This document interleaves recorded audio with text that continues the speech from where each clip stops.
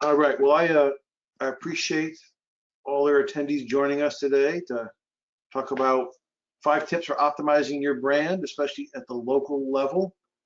Now, you've made a serious investment, sometimes over the long haul, to establish your brand and your brand's promise. But for those businesses who sell through a network of independent dealers and distributors, sometimes that brand promise gets delivered or not, right, by local partners who don't share your commitment and passion about your business and your marketplace and your mission. After all, they've got their own businesses to run, they've got their own lives to manage, and although you may be an important part of that business, you're just one part, right? You're just one part competing for attention and efforts and time and resources, trying to generate your sales, and while you protect that valuable asset that you've built, your brand. Well, the good news is there's a few things we can do. And to chat about those things today, I've invited one of my favorite subject matter experts and a buddy of mine, Tim Rich. This morning he joins us. He's a data scientist and self-described recovering academic, I believe, with the Convergence Collective. With the Convergence Collective, it's a marketing and advertising agency out of New York that specializes in business strategy and marketing communications to deliver economic and social returns at the convergence of business, government, technology, and humanity. Did I do a good job there, Tim, or do you want to jump in and put a cherry on top? You're batting 1,000. Thank you, John. All right, well, then, I'm just happy to be here and talk with you guys. Yep, Tim Rich, spent a lot of time in the advertising world and really excited to have this opportunity to share some thoughts with you today, and hopefully we can find something that's valuable that you're able to deploy. Excellent, great. Thank you, Tim. Tim and I are going to cover five things that you can do to optimize your local brand management at that customer's final stage where they're making the purchase from a local dealer or distributor. Those 5 things are promote geographically, simplify the path to purchase, plan for a local budget, manage and track the leads that you pay for, the ones you've paid to generate those things, and then collect the data that you need to validate that your marketing spend is worthwhile and measure the performance of your dealer network. So what is the problem? How would we describe this? Well, when you sell through an independent distribution network, your customer journey can face some unique challenges, right? I mean, potential customers can get confused as they bounce between search results and a corporate website and local dealer websites. It's often confusing, and several studies demonstrate, for websites in general, several studies demonstrate that every time a visitor has an extra click, breakage occurs. You lose a certain percentage of them every time that they move, every time they have to do an extra click that you ask them to do. Some of them just drop off and give up. Another challenge is that the portrayal of your brand throughout that customer journey may not be entirely consistent with the brand standard that your marketing team has established. Your brand may be displayed poorly or flat out incorrectly on independent dealer websites. It might be buried in a long list of all the brands that independent dealer represents, or maybe displayed next to other products, or worst case, listed next to competitors who are sort of sitting there maybe hoping to poach those sales years. So all that opens up that late stage funnel, the late stage funnel that you paid to create. Opens it up, and your competition can kind of sneak in there and maybe poach those leads and grab those sales that really were meant for you to have. You spend good money to create those leads and turn them over to your dealer network, and then you turn it over to the dealer network, and you kind of lose sight of it.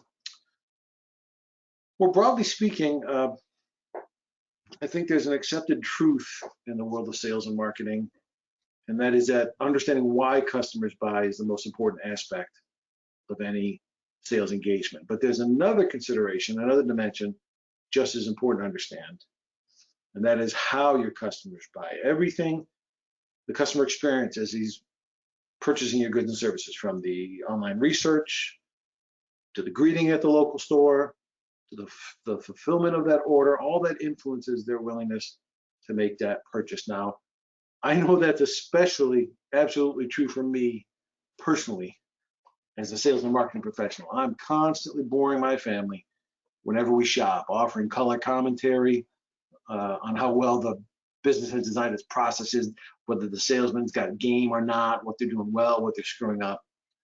And I tell you what, Tim, if the experience is bad enough, I'll skip or cancel the purchase just on principle, right? Sometimes I want to interrupt the sales guy, say, no, you're working me wrong, you're doing it wrong. Now, if the experience is bad enough, I'll just skip it. That's me, right? Rooted in at least a little bit of professional pride. I don't want to reward someone who's a disgrace to the profession, right? But there's probably plenty of research out there that suggests the phenomenon affects buyers and not just stubborn sales and marketing people like me. You know, what do you think about this brand management at the local level and selling through independent dealer networks? Well, I think you're bringing up a lot of really interesting points, John, because I believe what we're dancing around is the idea of where the rubber meets the road, right? Mm-hmm. A lot of us consume branded information, brand ideas through mainstream media channels, television, radio. By the way, still 96% household penetration. Radio is still a good buy. Really? Yeah, it's amazing, actually. Radio has not dipped in household penetration. Television has tanked. Internet has gone up. Platforms have gone up and down. People still hit the radio. So it's a very interesting channel. The other thing that's interesting about radio is, frankly, it's local, right? It's dictated by the spectrum. The spectrum is sold on local markets. And when you purchase radio, you're purchasing local advertising. So, I mean, of course, you could buy nationally distributed radio, syndicated places, but there's also a very strong local component. The thing that's really kind of amazing, I think, about local is that the death of local has been said a lot, right? You know, I've been in the marketing world now for a number of years, and it used to be like, oh, no, you know, everybody's going to Amazon. Hey, we're going to deliver everything. You know, the local brick and mortar, you know, oh, hey, they're all shutting down. And to many extents, that is true across a lot of independent businesses. But what we're starting to see is actually a revival of local. So when I think of this slide and I think of what is the problem, I also think of what is the opportunity, right? And Right. I believe that this opportunity in local is one way that we can really relate to the customer that Amazon cannot deliver against. To John's point of walking in and kind of critiquing or being an active member of that local sales experience, that is something that is uniquely yours. And you, as the local supplier, have the ability to affect that experience. We're actually seeing, there's a study that came out, I think it was in the New York Times 4 days ago, below the fold, B section, about how a lot of people are turning away from Amazon, particularly millennials and Gen Z are kind of pivoting away from purchasing completely on Amazon and returning to local. This is particularly germane because, as we know, that there is a wealth transfer that's happening in this country. We have generated a massive amount of wealth in the United States economy, and all the old people are dying and passing that wealth down to their kids, and that's called a wealth transfer. Well, what happens with a wealth transfer is not only the capital moves, but also the buying behavior and the consumptive behavior of these individuals changes as well. Where the capital, and the classic example of this is Cadillac. They had that recent, the Dare Greatly. It's about 3 years old, 4 years old now, but you could tell through their advertising that they were trying to reach these younger millennials. They were trying to take the image of Cadillac and kind of upscale it and youthify it, if you would pardon a non-word, but to reach these new individuals with this recent wealth. So as we start to think about, and as we move forward in this presentation about local and how to think about local marketing, keep in mind that the actual local traffic and the capital that is going to be spent at local, many indicators are pointing to that this is on the rise. So not only is this something that you want to do to lock down now to create more sales, but this is a vision of how a potential vision of how this future might begin to play out on a much more local scale. So I think there's a lot of opportunity here for businesses. I think that was great. It also leads nicely to sort of our number one tip of the 5, and that is to promote your geography, because like Tim just said, there's this trend underway that's growing and only going to strengthen, and that is probably by next year, more than half the searches that are going to get made will have local intent to, an explicit desire to buy locally. So when a potential customer researches you or your product and they want to make that purchase, they want to do it locally. They want to support those local businesses.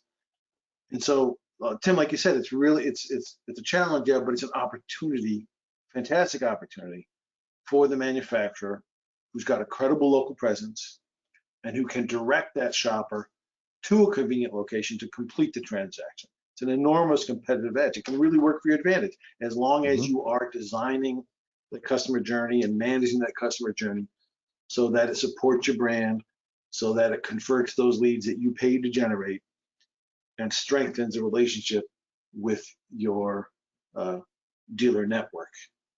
Now, the other day, you and I were chatting about some of the changing trends in data and algorithms, about what we can capture locally, what you're not allowed to capture locally, how that's changing the way algorithms are written. I'd love for you to share a bit about that right here. Absolutely, be my pleasure. I think when we're thinking and our mind is on local searches, there is an often overlooked behavior that we've been programmed with. And this is the behavior that I call near me, right? When we live in a symbiotic relationship with our search engines, we put information into them, they digest our search queries, they index it against all these different points, and then they spit back out these results, right? And the more we click on that first thing in the search results, that is a positive indicator that the algorithm surfaced something we wanted. Over time, we've actually seen this behavior change. And we all know this, right?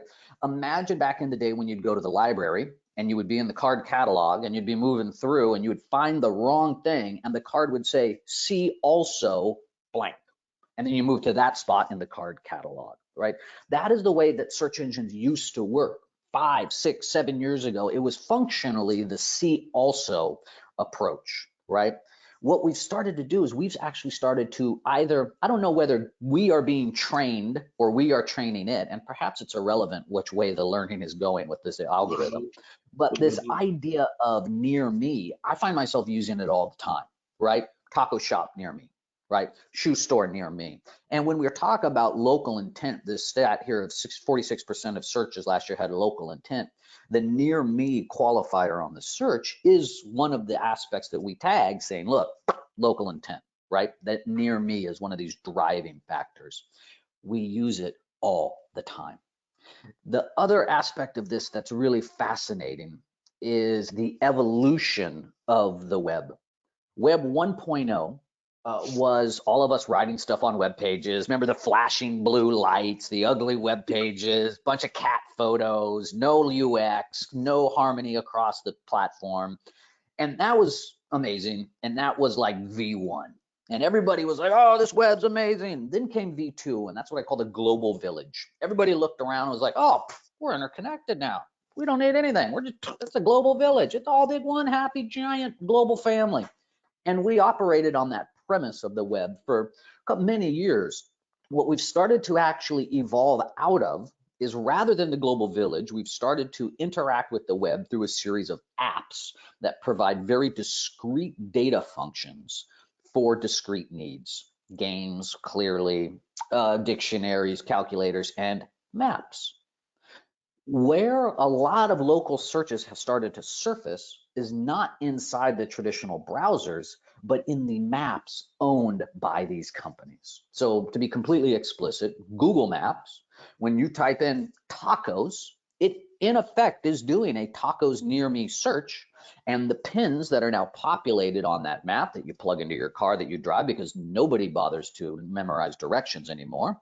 We all just put in the stupid thing into the Google and follow its turn by turn, right? That is actually your local search. Your ability to promote yourself geographically is directly dependent upon someone driving around near them, looking for something near them, and it coming up in these map apps. So this is a much broader spectrum than what we're thinking about of just straight up Google search results or Bing search results, right? It's the integration that's happening with all of these maps, and that's now happening with all of these apps. Another great example of how geography is coming to the fore, frankly, are dating apps, right? In Manhattan, people live in Manhattan, don't like dating people in Brooklyn. Takes an hour and a half on the subway to get back and forth. I'm not doing that, right? So you can subset in a dating app a certain area, right? And all of a sudden geography is coming in again. And you're starting to see this return into local, right? Is coming back through these different behaviors. Now, whether they're learning from us or we're learning from them, I think it's probably a little bit of both, but you are already seeing the digital environment privileging local insights, right? And that's why this is so powerful, because it is directly deals with people who are going to be buying your product, right? And it's showing up in these different areas. If you get good local results on Google, you're also on Google Maps, right? They functionally run off of the same data source. So it's about weaving these together to create that cushion for the consumer to fall into. So I like that, Doug. The return of local, did you say, and the reintroduction of place. Of place. Yeah, so there's this idea in sociology that one argument was that, oh, groups of people will always act like groups of people no matter where you put them, right? You get 10 of us together, we get all whipped into a frenzy, we're running around, right? And they're relatively predictable in a group, right? Individual humans, as they say on MLB or Men in Black, right? What was it? The individual human is scared and, or open-minded. The group of people are crazy. And so sociology had this idea that place is actually a heavily determinant variable on the behavior of groups. And we have started to see that play out the way that algorithms are sorting the news we get, the way that algorithms are grouping us, right? I'm not advocating a pro or con against algorithmic behavior, rather trying to explore what the outputs of this algorithm are on us so we can more easily use it to our benefit. Fascinating stuff. Right. I'm personally, of course, aware of the data we've got that shows from the one end of the growth in local intent with searches, of course, and then I was unaware of a lot of that, the algorithmic changes in the background, and sort of like, are we leading them or are they leading us? But it's certainly happening, and for businesses that can exploit that, it's a great opportunity as long as you've got your brand and your information protected down to the local level. All right, let's move on to number 2 here. Keep the show on the road. Simplifying the path to purchase. Certainly over the last 15 months, we've all seen how COVID has changed habits and behaviors in our own lives. We've all probably read the same articles in the New York Times and elsewhere, speculating which of these changes will end up permanent, which of them are just temporary. For instance, I think the conventional wisdom absolutely is that the return to work, it's going to be either, for a lot of people, working from home or a hybrid of home and reporting to the office, right? That's going to be the new norm. I think that was probably headed that way anyway, and COVID just accelerated that trend. Another example would be, I think, the way restaurants quickly pivoted to be able to accommodate delivery and pick up meals instead of dining in, right? Now that one doesn't feel like, to me anyway, doesn't feel like a trend that was underway. That feels like a new trend. But whether it was a new trend, right, something de novo and reactive, or whether it was just accelerating an existing trend, either way, it's a change, and the businesses want to figure out how to capitalize on that. And I think near the top of that list is what you see right here, and that is online shopping, right? Companies like Amazon, they've done just fine during the pandemic. Don't got to worry about them. They're doing just fine. We've also seen a lot of manufacturers and brands in some lines of business, outdoor activities, home improvement, with people staying home working on things. They've reported dramatic increases in their business, including and especially in the percentage of their business that is now conducted online. All right, one of my favorite examples of this, Tim, is it's a blast from the past, maybe not a blast, but from the past anyway, and that is how feudalism ended, right? The plague, which was a real plague, killed a lot of people, 1/3 of the population of Europe, right? That ushered in the end of feudalism because of what it did to the labor force. There's such a shortage of labor, right? all the serfs realized that they were free to move and seek higher wages, look for better land, maybe look for a better lord. It wasn't just economic, right? They also started demanding more political rights. And if you were a lord and your serfs left, well, your land was worthless, right? And so they did something that's similar to what employers are now having to do, right? Which is paying more and treating them better.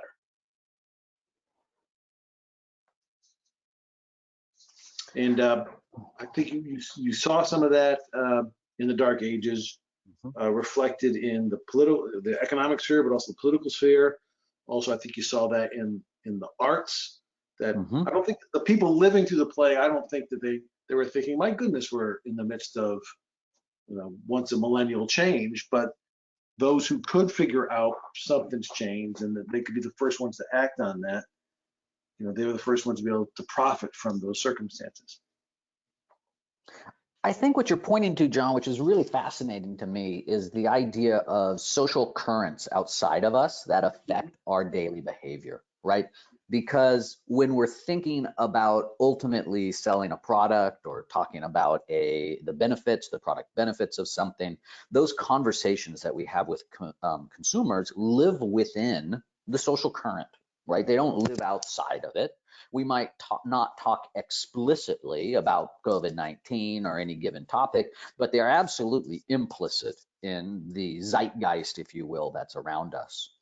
I think what you point to with this idea, which I find fascinating, of the bubonic plague, the tanking feudalism, is and you kind of hinted on it, is the looking backwards. We're able to look back now and go, hey, look at that thing that happened. Oh, look at these things, because we have the longue durée, right? We're looking at it over 100 years, 200 years. We have the ability to mark these changes. I believe right now, COVID was a rupture, right? It was a social rupture. Before COVID-19 hit, if I told my family, hey, I'm going to become a doctor now, everybody would go like, what? Like, you do data and an ad guy. Now with COVID, I'm like, I'm going to become a doctor. And everybody's like, yeah, that makes sense. Sounds good. Yeah, I got a little time at home. Yeah, you want to be a doctor? I can dig it. Cool. That rupture of our ability to make personal changes is the exact same rupture that's happening to the consumers, right? Consumers have spent a lot of time in front of these things, the thing that we're in right now, this lovely little silver box of mine. And what we've started to do is we've started to map over different types of behaviors that we had originally been doing offline, and we've been mapping them onto online. You see this with subscription services. There was before COVID-19, there was the DTC darling, the direct-to-consumer darling, the Harry Shave Club, the Dollar Shave Club. Can't say I use it, but I am aware of the Dollar Shave Club. There's all these different like boxes, right? Birchbox and BarkBox for your pets, and all these direct-to-consumer brands. And there was a time. My favorite, the Kitty Poo Club. You can get litter boxes delivered every week. A classic, right? I mean, Kitty Poo. I mean, somebody's making money on that. There was a time when people said they were out. They said, look, there's too many DTCs. The consumer has too many of these subscriptions. They do not have the ability to take on another subscription, even at 12 bones a month, right? Because you add it all up. Well, what's happened since COVID is these DTC darlings have gone bonkers, right? And there are new entrants all the time into this. And I believe what we're seeing is the re-engagement of the consumer with the internet. So now if we bring it back to the path to purchase here, and we bring it back to your shops that are living in these locations, right? The necessity to weave a complete digital story around your brands and around your products and around your locations is all the more important. Because when a consumer who is now very savvy dealing online because of COVID that has pushed us into all these channels, they have the unreasonable expectations that have been set by very expensive companies who have tons of money to throw at this, Apple, Amazon, Google, these online experiences, and they almost expect it from the mom and pop online shops. They're like, hey, why isn't this hardware store's website as slick as Google's? What's up with that? They don't say that explicitly, but this is how we're dealing with things. And think about it next time you're online. You go to a website that you don't really like, that's not doing it for you. You're like, this is junk, click, right? Right. You've been tainted. We've been so slickified by these behemoths that have spent so much money on teaching us the smooth e-commerce transfer that as we go local, we need to also take into account that consumer's perception has changed. And perhaps to our better or our worse, the local businesses also need to, it doesn't need to be as slick as Apple's webpage, but it certainly needs to be a little bit more put together, right? And Yeah. that is why we're really thinking about this path to purchase. That reminds me of maybe tracks with what I was joking about earlier, how the buying process for me, if a salesman is lame, I don't want to buy from him, right? He's a disgrace to the profession. Same thing, if your website isn't up to snuff, you got to draw certain conclusions about that business's processes and ability to deliver on the promise. And it's BS. I empathize with the business owners who have zero interest in doing the stupid web crap. Hey, Yeah. dude, I dig it, right? I empathize. But on the other hand, the consumer, frankly, doesn't care and is still going to engage with this crapped out site. And they are not going to be as easy to move forward into the sales funnel, right? So just the fact that we choose to look away from it doesn't mean, it's like gravity. You can believe that gravity doesn't exist. That's fine. It's still holding my coffee cup to the table. Right. That's right. Okay, great stuff again. Thanks, Tim. So number one, promote geography. Number two, simplify the path to purchase. Third tip, plan for local budget. We talked about the challenges and the opportunities involved when you use a distributed network.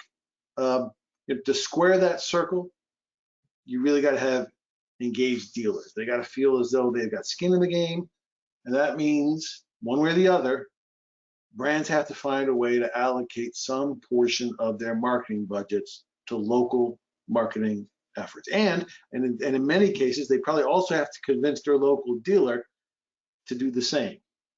The brand or manufacturer has to be able to present, or has to be able to offer some affordable tactics and strategies in the channel with clear and measurable results for the dealers and their business. You want to be able to deliver for them while you're delivering for yourself.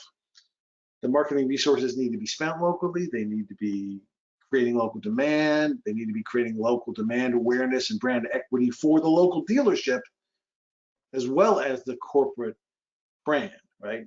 It's a bit of an allocation puzzle that needs to get solved. Where do we invest our resources? Which channels? When? What time of year? With which dealers? Are they on board with our plans, right? You really need to coordinate and communicate with your network in a way where you are getting those local results for your local spend. You know, John, on this idea, for me, it is a flipping of the hierarchy. With master brands that have dealers, it's often conceptualized as a top-down pyramid, right?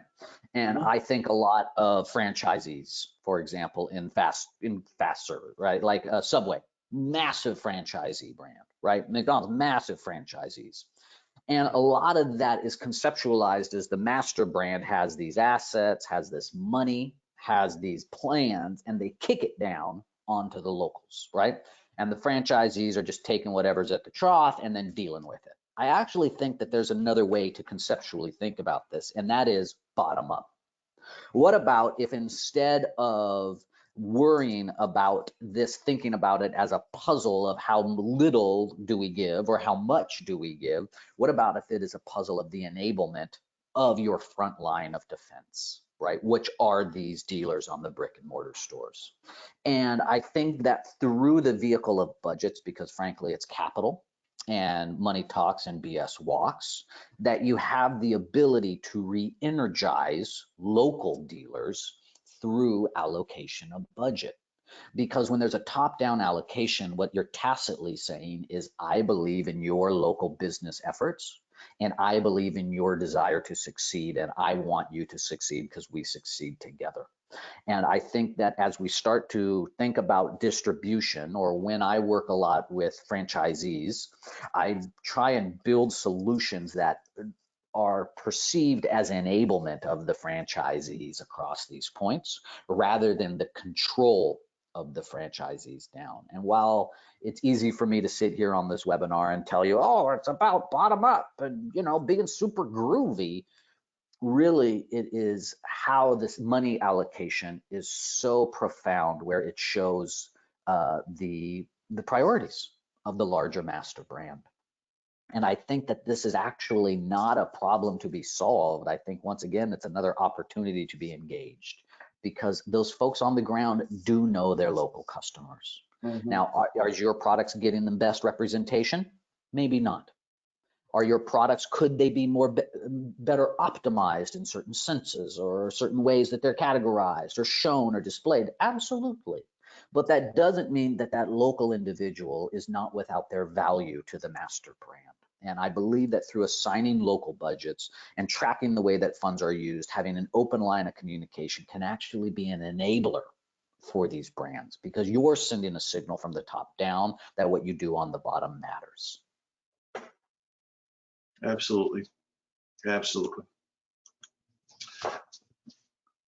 Topic 4, we're going to run out of time here if I don't pick up the pace, Tim. I'm sorry. I could talk to you all day. Okay.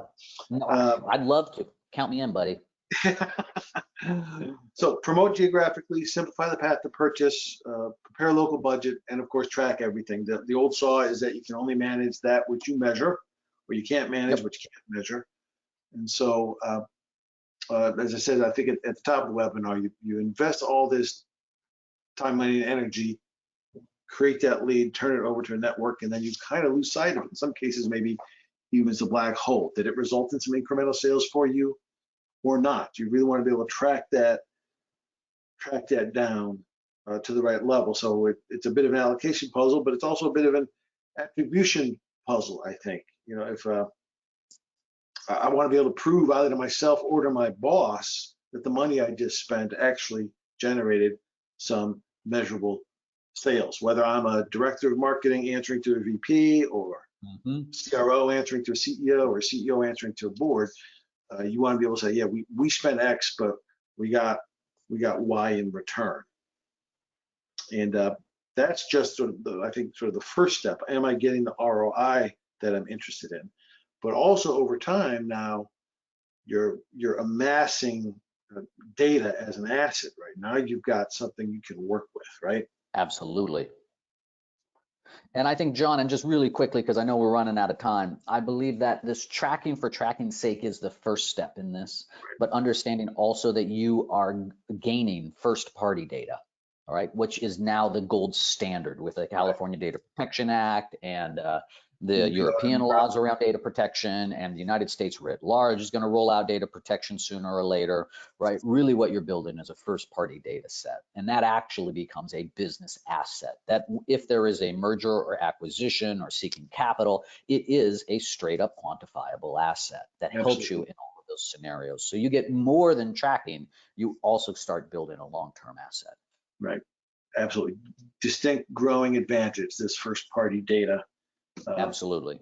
That will allow you, makes you a more valuable acquisition target if that's your game, but also it just allows you to innovate and create in more intelligent ways, because now you've got your own data and you're not violating anybody's privacy. Right. The fifth tip, a little self-serving on PowerChord's part, but we think we've got a piece of the puzzle here. We think we help solve the most difficult problem when selling to an independent dealer network, and that is managing and tracking the leads you pay for at scale. I think at the heart of every marketer is a fear that they can't justify their existence. They can't validate what they do. They can't justify their team's value, their budget, what they spend. And AdWords, I think, does a really nice job at this. They can tell you, hey, here's how much money you made because of us, right? They can show you that. Well, PowerChord does the same thing for high consideration products that are sold through independent dealer networks. As a customer begins their purchase, they start by conducting a little research online. It's a decision they're going to consider carefully, and they're going to do their homework.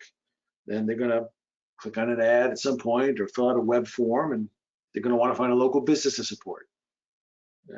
Then maybe it's a place convenient to complete the purchase, maybe someplace they can talk to an actual human and do a little bit more due diligence, ask a few questions.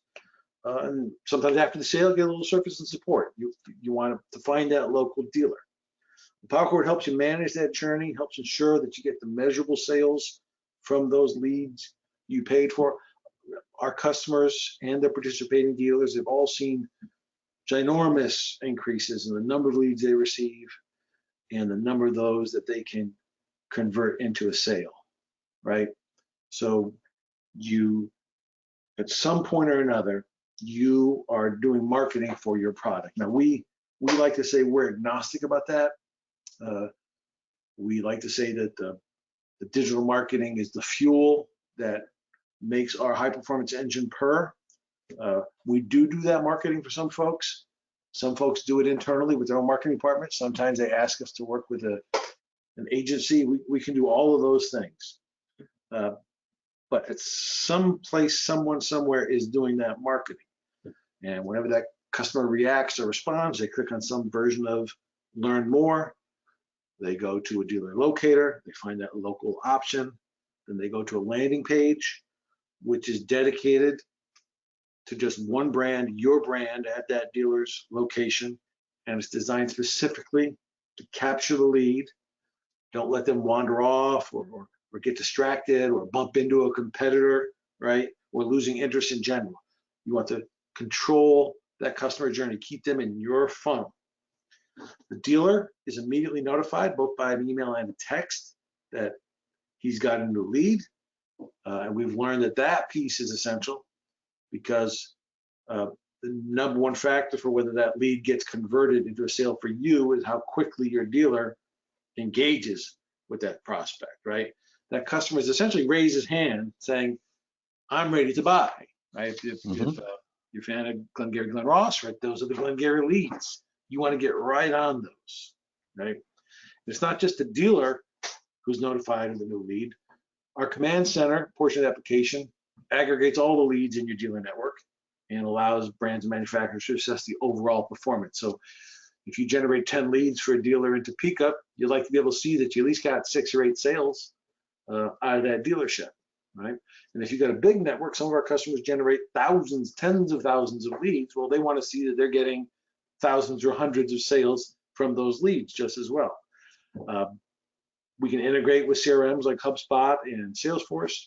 We can import leads from other sources if you want to gather all your leads in our analytics module.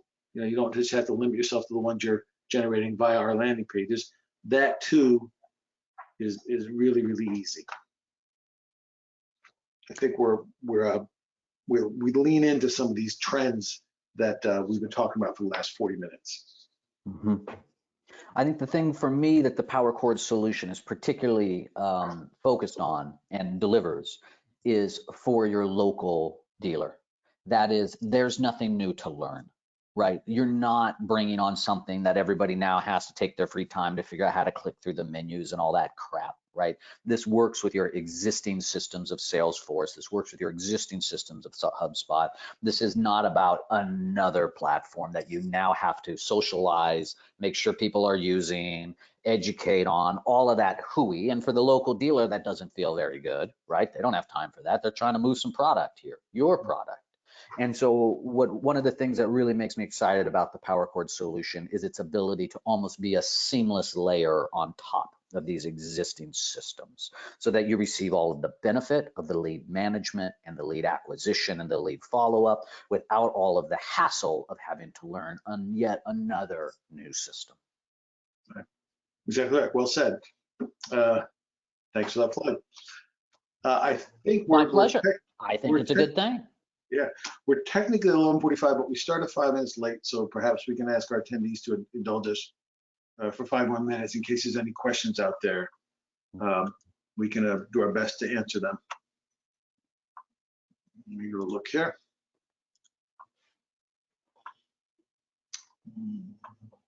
See what we got. All right. Do we consider Pandora to fall under radio when we say that radio is still? Great question. Technically, when I say that radio still has 96% household penetration, Pandora does not technically fall under it. However, because it is starting to come stock in many vehicles. So there are the OEM interfaces, right? Like that we all know in our cars and whatnot.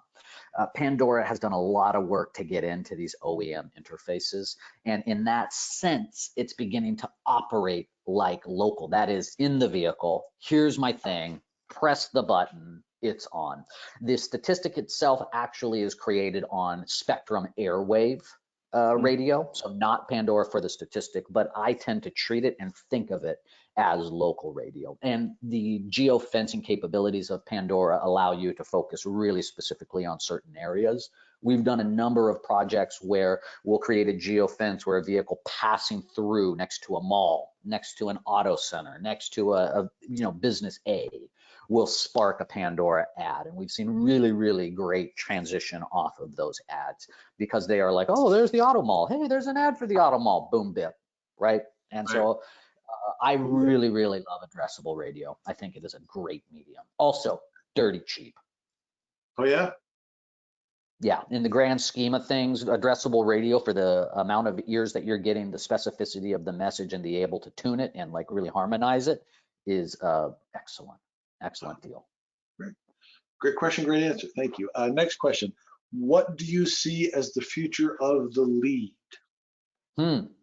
I think that's a fascinating question because what we're actually getting down to is, you mentioned Glenn Ross, paper, right? That lead was paper, right? And it was passed up and kept in the safe, and Kevin Spacey jealously guarded it, et cetera, right? For me, the future of the lead is moving much more into this idea of a digital footprint. And with the digital comes metadata. And that is the stuff around the lead. Remember, the Glengarry leads only had what was written on the card. Right. The future of the lead to me is going to be what's written on the card, but also time it was engaged, platform, web browser, IP location, which allows all this different ways to get more information about your consumer, right? A great example is an IP address that generates out of a big school district and a age that is within a parenting thing. All of a sudden, for the salesperson, you could ask a leading question such as, oh, hey, do you have any kids? How are you doing the online school thing? And boom, through the metadata on that lead, you've been able to create a more personal connection with this potential client, right? And so for me, the future of the lead is moving from paper to digital, but it's less about the form factor and more about that metadata surrounding the lead that we could begin decorating it with. Well, it's all great stuff. I hope it doesn't mean that Glengarry ends up being a movie not worth watching again, because I love that movie and that play. Next, the acting, we still like Treasure the Sierra Madres, and none of us are out there panning for gold as much as we were, right? So I think we're okay. I think you were panning for gold up in Alaska, I think is where we started this. Yeah, exactly. Panning for caribou gold, as we'd call it. Let's see if there's time for one more question. What if a brand has a problem getting dealers engaged? This was probably from me. That too is a great question. Every dealer network has its own flavor, has its own politics. The relationship between the brand and those dealers is different in every circumstance. Every one of our customers is slightly different. I mean, there are some commonalities that you can make some assumptions when you begin, but certainly everyone has its own unique challenges. And we've got an internal team that's onboarded thousands of dealers across many different industries. We generally work alongside the brand and their territory managers. You can craft a good pitch, and if you go to them with a good package, generally speaking, I think it's in their interest, and they're going to see that, and they'll give it a shot. They want more leads, right? More leads means more sales, and for these what we call high consideration products, where they're doing their research online to start, because it's not an ice cream cone they're buying, it's a $5,000 snowmobile, or it's a pool, right? Or it's a lawnmower. For that dealer, if that dealer just sells 2 or 3, 4 more of those in a year as a result of our platform, he's gotten his money back and then some for what the program costs. So some brands will have dealers that engage in everything they do. Some brands will have dealers that are a little more lukewarm. But we figured and found out that if you craft the right package and talk to the brand and figure out the unique sort of politics in their channel, that we've got resources to come alongside the brand, and we help them roll that package out, roll that plan out. And after the first year, back to the point about data, now we've got data from within their channel, right? So maybe we get 100 dealers to start with in year one, but then at year two, we go back to their entire network and say, look at what these guys are doing. They're your top sellers. They're making money hand over fist. And now it becomes even easier to get them engaged in as part of the program. And we are certainly over. I appreciate all the attendees who have hung with us this long. I hope you got a few tricks here from us that can help you do a good job of managing your brand down at the local level. If you've got any questions, please reach out to us. Tim, I can't thank you enough. My good friend Tim from the Convergence Collective. My pleasure.